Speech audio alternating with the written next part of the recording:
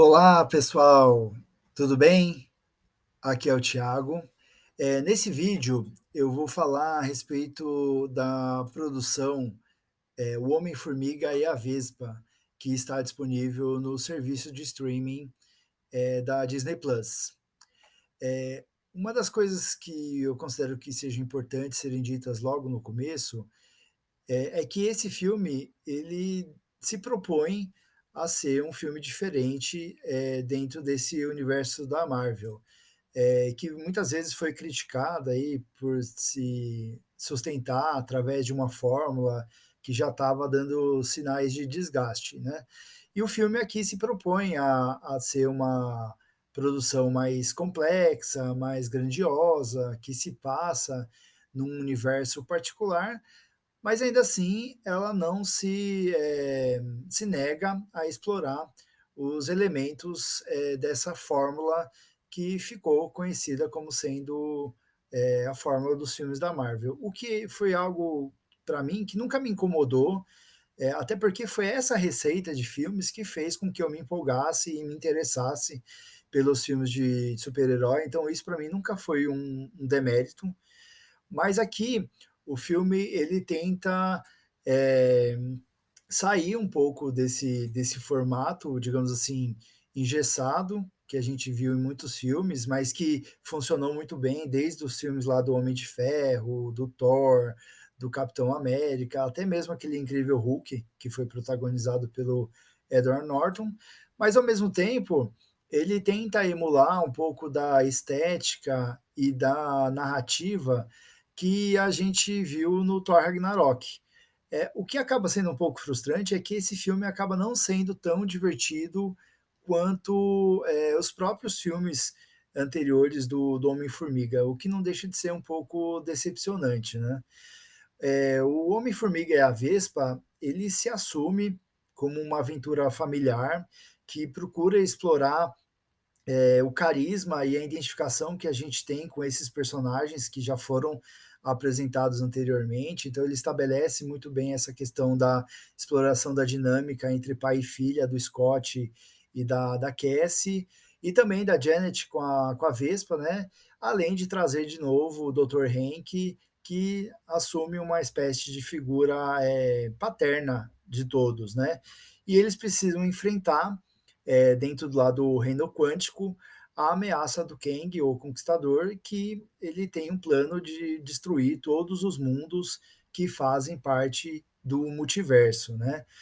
O que acabou sendo para mim uma grata surpresa foi que a dinâmica principal do filme ele se estabelece a partir da relação entre a Janet, interpretado pela Michelle Pfeiffer, e do Kang, interpretado pelo Jonathan Majors, né? E foi uma grata surpresa porque eles estabeleceram uma relação lá dentro do reino quântico e essa relação ela serve de base de sustentação para os principais dilemas do filme.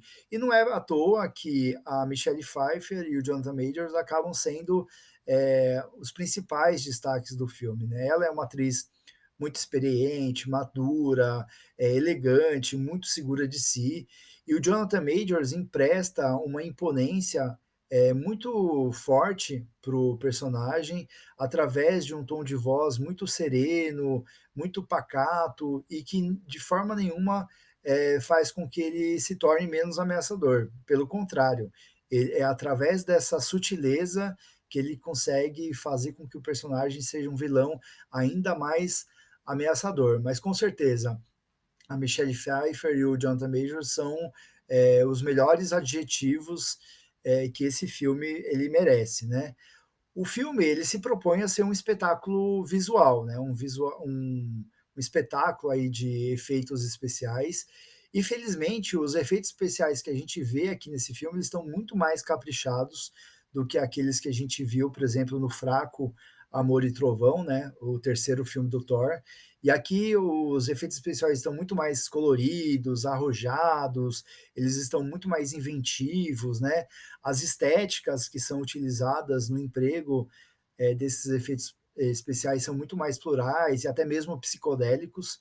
Ainda assim, existem alguns momentos que incomodam, principalmente quando existe close nos personagens, onde a gente, sente o incômodo por conta do fundo verde, né, o filme não consegue, a fotografia do Will Poulp não consegue disfarçar esse incômodo, e a representação do personagem MODOK, ela ficou bastante comprometida, você percebe que com certeza é o visual de personagem em que houve menos dedicação, né, da equipe de produção, então e o que não deixa de ser curioso, porque ele acaba sendo justamente o personagem, né, o alívio cômico mais divertido do filme, mas ao mesmo tempo é aquele que visualmente acaba distraindo mais a gente por conta aí desse visual menos caprichoso, né.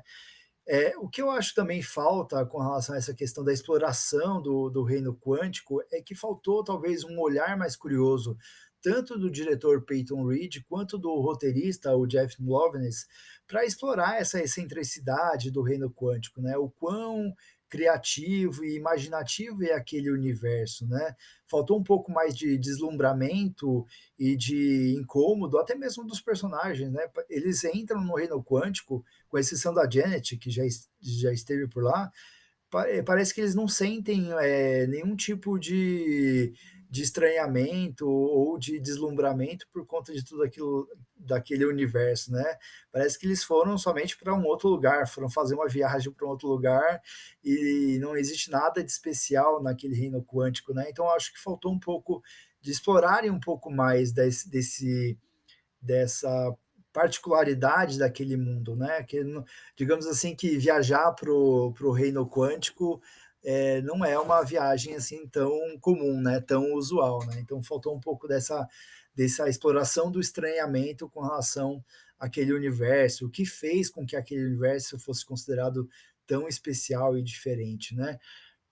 O roteiro acaba explorando bem a dinâmica entre esses personagens, né, eles são divididos aí em 2 núcleos de ação, né, e esses núcleos de ação é perceptível como eles emulam, e tem ecos aí do Star Wars, né, nessa dinâmica em explorar povos diferentes, criaturas estranhas, e eles são conveniente mente chocados aí no terceiro ato, que é um terceiro ato muito mais grandioso e espetaculoso.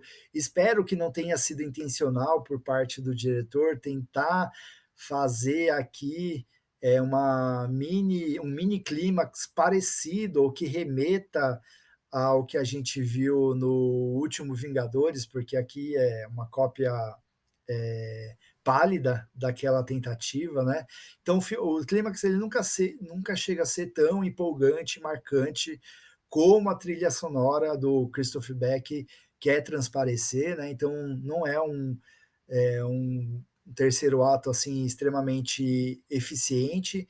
Ele funciona, mas também ele não consegue captar toda essa grandiosidade que se espera aí de um clímax, de um filme de ação, de super-herói, né? Mas ainda assim, o que acabou mais me decepcionando da experiência como um todo aí do Homem-Formiga e a Vespa, Quantumania, foi o Paul Rudd como Scott Lang, né? Acho que foram poucos os momentos em que o roteiro desse terceiro filme do universo Formiga, digamos assim, conseguiu explorar o melhor do time cômico do ator, que sempre foi o ponto mais forte dele. A Evangeline Lilly está bem apagada como a Vespa, embora ela divida o título do filme com o Homem-Formiga, ela nunca consegue convencer aí da importância que a personagem ela precisa ter, mesmo quando a personagem tem alguns momentos destacáveis. A Catherine Newton é uma jovem atriz que assumiu o posto aí de Cassie, que é a filha do Scott Lang. Eu acho que ela não consegue encontrar o tom adequado para a personagem. Parece que é a atriz que está mais desconfortável com o excesso de CGI que o filme tem.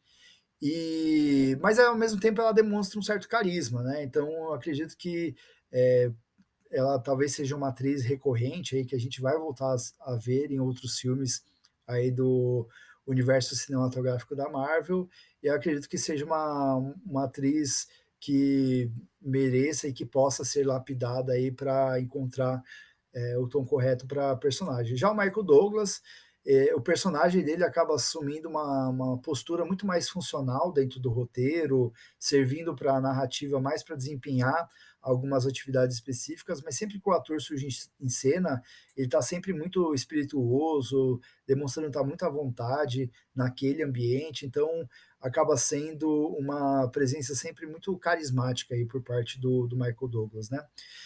Esse filme do Homem-Formiga e a Vespa: Quantumania, ele se estabelece aí como sendo o primeiro filme da fase 5 da Marvel, né? Cuja fase 4 foi bem discreta, assim, não, nem se comparou às fases anteriores, né?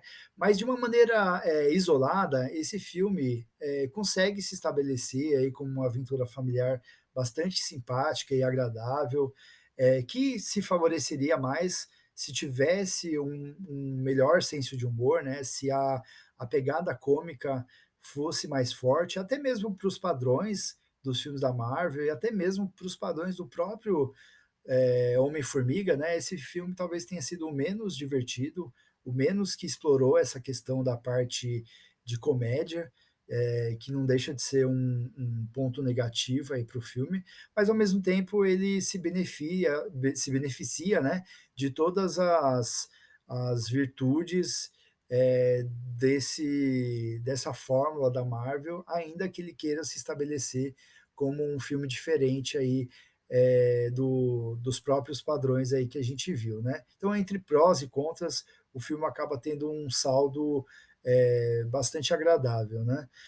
Agora, com relação ao universo cinematográfico da Marvel, do contexto geral, eu não sei, eu tenho minhas dúvidas do quanto que a Marvel vai se beneficiar do fato de explorar o Kang, que vai ser o vilão principal dessa nova fase, tão cedo, né? Ele já foi apresentado com toda a pompa e circunstância, assim, uma apresentação, vamos dizer assim, homeopática lá na série do Loki, e aqui ele é o vilão principal do filme.